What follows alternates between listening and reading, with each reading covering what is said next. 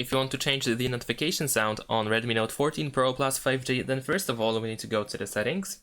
In the settings, we need to scroll down a little bit and go to sound and vibration. Over here, go to notifications.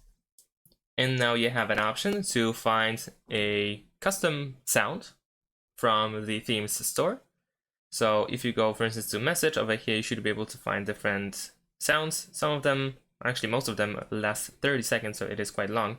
But if you manage to find a short sound, then of course you can tap on this bell icon in order to set it. On the other hand, if you want to use one of the default sounds, then you can go to pre-installed ringtones over here, and then we need to choose notifications. And here we can tap on anything that we wish to check. So we have a preview. And once you select it, it is also set at the same time. So once you tap on it, the notification sound is now changed to that one that you have selected, and that's all you need to do. So that's pretty much it. Thanks for watching, leave a like and subscribe to my channel, and see you in my next videos. Bye!